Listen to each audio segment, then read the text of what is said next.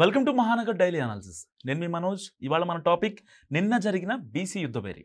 BC యుద్ధభేరి ఒక విధంగా బీసీలందరిలో ఉత్తేజం రగిలించినప్పటికీ మరోవైపు తెలంగాణ రాజకీయాలు కూడా ఏపీ రాజకీయాల కులాల కుంపటిగా మారిపోతాయనే భావన అందరిలో కల్పిస్తోంది. అయితే అసలు ఒకసారి ఏ రాజకీయ పార్టీ అయినా తన ముఖ్యమంత్రి అభ్యర్థిని ఏ విధంగా ఎన్నుకుంటుందో పరిశీలిద్దాం.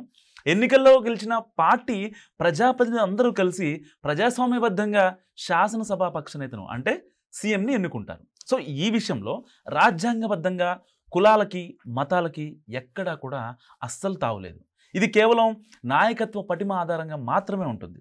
గతాన్ని ఒక్కసారి పరిశీలిస్తే ఎక్కువ శాతం రెడ్లు గెలిచిన సందర్భంలో కూడా ఎస్సీ సామాజిక వర్గానికి చెందిన అంజయ్య ఉమ్మడి ఆంధ్రప్రదేశ్లో ముఖ్యమంత్రిగా ఎన్నుకోబడిన సందర్భాలు కూడా చూసాం మనం.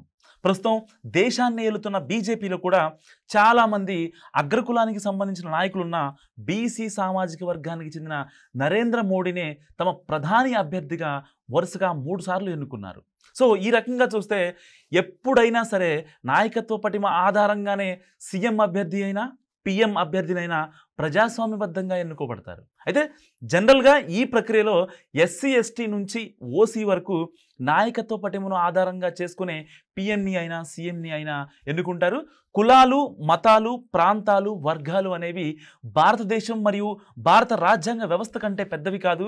బీసీ యుద్ధభేరిలో రెడ్లు వెలమల ప్రస్తావన తేవడంతో ఈ యుద్ధభేరి బీసీల హక్కుల కోసం చేసిందా లేక అగ్రకులాలపై దాడికి బీసీలను ఉసుగొల్పే పోరాటమా అనేది సగటు తెలంగాణ ప్రజానికంలో ఉత్పన్నమైన ఒక ప్రశ్న. రాష్ట్రం ప్రశాంతంగా ఉండి ప్రగతి పదంలో దూసుకెళ్లాల్సిన సమయంలో ఇలాంటి కులాల ఘర్షణలు నిజంగా అవాంఛనీయం. బీసీలందరికీ కూడా వారి వారి సంఖ్యాపరంగా సీట్ల కేటాయింపు విషయంలో కానీ మరే ఇతర కేటాయింపుల విషయంలో అయినా వారి ప్రాధాన్యత వారికి లభించాల్సిందేనని ఆకాంక్షిస్తున్నాం. ఇది బీసీ యుద్ధభేరిపై క్లుప్తంగా మహానగర్ విశ్లేషణ.